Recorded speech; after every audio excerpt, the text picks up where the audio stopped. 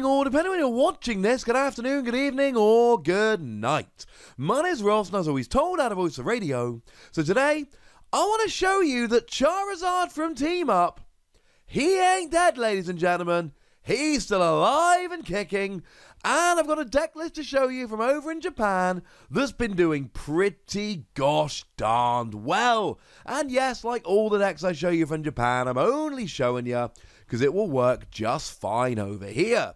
Now, it's all built around Charizard, shockingly enough, right? And the Charizard from Team Up, I love this very, very much indeed. Now, it is a stage 2, and that's a pain, blah, blah, blah. But it allows you to search your deck for 2 fire energy and attach them to Charizard, just so long as you put 2 damage counters on Charizard. So you can get the energy on there quite quickly, quite easily. The energy builds up quite nicely. And then the attack, for a minimum 2 fire energy, though we can keep building, does 30 damage, and you discard all fire energy from Charizard and do 50 more for each energy discarded in this way. So, free energy, and that's an ability and attachment for the turn, 180.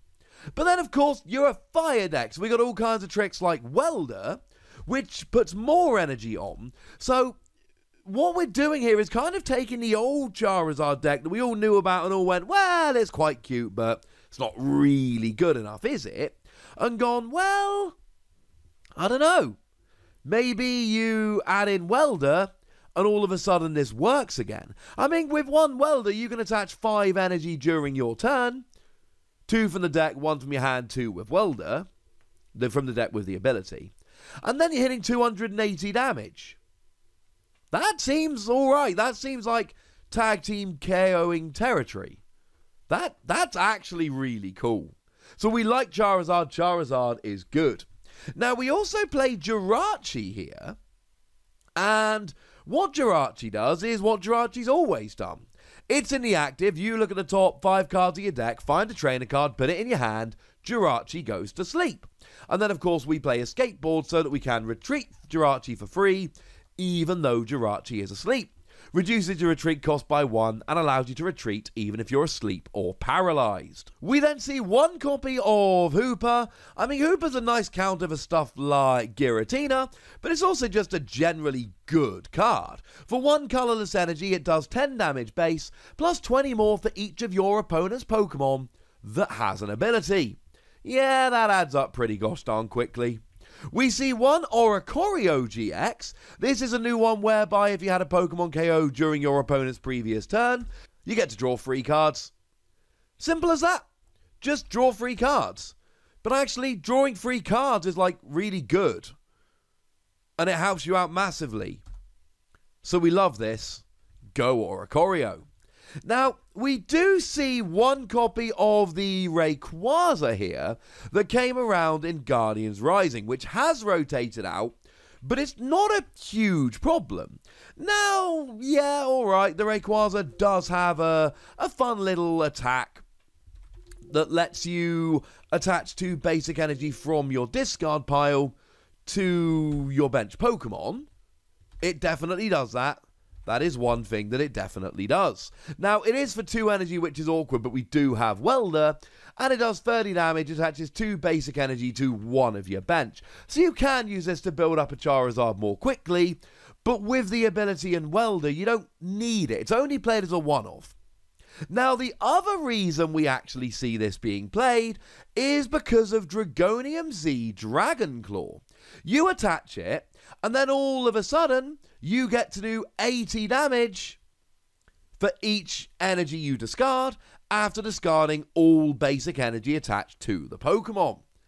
And that is probably the main reason we're playing Rayquaza here. The attack that accelerates energy is fine, but you're honestly not going to use it all that much. And if you do, your opponent can always just take out the Charizard from the bench. But what you do here is get access to Dragonium Z Dragonclaw. So you play Drampa. Like, if that's all you're after, play the Drampa that just came out in Cosmic Eclipse. It's got Dragonclaw. So you're fine. To be fair, if you can find 2 different types of energy and put them onto Drampa, You do get to do 140, but this deck just plays fire energy because of the whole Welder, Charizard, etc. thing. So probably not something we're going to be doing too quickly. So I don't mind losing Rayquaza, that's not a big deal. In terms of the energy here, we're just playing basic fire. Like I said, basic fire, too gosh darned important. That is all we care about. Now, in terms of trainers, you are a fire deck here, so we've got some fire tricks that we need to be having a bit of a play with. We've got Giant Half that searches out your fire energy. We've got Fire Crystal that gets it back from your discard pile. We've got Heat Factory Prism Star that goes ahead and lets you discard a fire energy, draw 3 cards. We've got Fiery Flint, which lets you grab it from your, well, grab 4 fire energy from your discard pile. We've already mentioned a skateboard, that's fairly important, and it being a stage 2 deck, it is extremely important that we go ahead and play ourselves some rare candy so that we can actually get set up and get rolling here. Outside of that, we do actually play one of the new Rosa cards. Now, Rosa's awesome, because if you had a Pokemon KO during your opponent's previous turn, you get to search your deck for a Pokemon, a trainer card, and an energy, and put them into your hand. Now, bearing in mind you're playing a Stage 2 deck here, this one kind of writes itself. What you do is you search for a rare candy, and a Charizard, and an energy, and all of a sudden you're getting set up way more easily than you should be able to, and that's kind of ridiculous and kind of awesome. So Rosa's going to help us out here rather brilliantly indeed. Then of course we have Lily and Cynthia because they are the best draw cards in the game. And of course we've got Welder. We mentioned Welder earlier. Welder is fairly important. Now, there are a few cards in here, this being Japan's format. There are a few cards that Japan has at the moment that we unfortunately don't. I don't think any of them are game-breaking. The biggest issue is, and this is the case for any non-GX deck at the moment, we've lost both Ultra Ball and Nest Ball, which are the best ways to search out your non-GX Pokemon. We can still play Pokemon Communication, and you are playing a bunch of Pokemon here, so that might be able to help you out quite nicely. But we are limited. We don't have the options we'd like. Now, we do have Jirachi, which is lovely. And like I say, Pokemon Communication will help you. And we can even add potentially in some Professor Elm's lecture here. But honestly, you could just play a little more Rosa.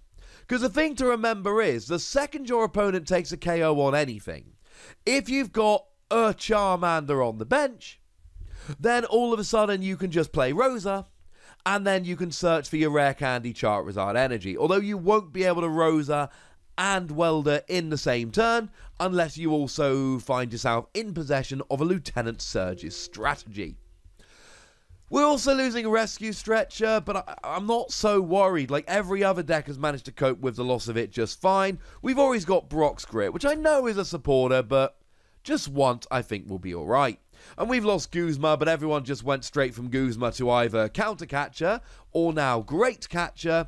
So again, I'm not particularly worried here. And of course, if you're not playing Guzma, you're playing Great Catcher instead, then that means that you can, you know, open up some other supporters like Brock's Grit. So you're swapping one item for a supporter, but then you're swapping a supporter for an item, so it kind of works out quite nicely indeed. They're cards that we miss, but I'm not all that worried. The good news is that this deck plays Energy Recycler, and although that was last properly printed in Guardians Rising, we did have a secret rare version in Forbidden Light, which will keep that card in the format. Charizard has been one of those decks that has really been at the fringe of the format since former world champion and current world's runner-up Shintaro Ito went and won a tournament over in Japan, and it seems to still be viable and still be good, and I'm still a little bit excited. But I'd like to know what you think about this, ladies and gentlemen, so let me know in the comment section. Go nuts! Be nice. And then make sure you like this video, subscribe to this channel, follow me on Twitter at TheWasi, and Twitch for some live action at twitch.tv/TheWasi. patreon.com/PTCG Radio. If you want to support the channel, get some bonus podcasts and all that, head on over to patreon.com/PTCG Radio, where you can do exactly that. And please do make sure you're checking out youtube.com/WassiePlays, where we talk about a whole bunch of games that don't even have any Pokemon in. But by far the most important thing, as always, look after yourselves till next time, would ya? Thank you very much for watching. My name's Ross, and you've been watching PTCG Radio.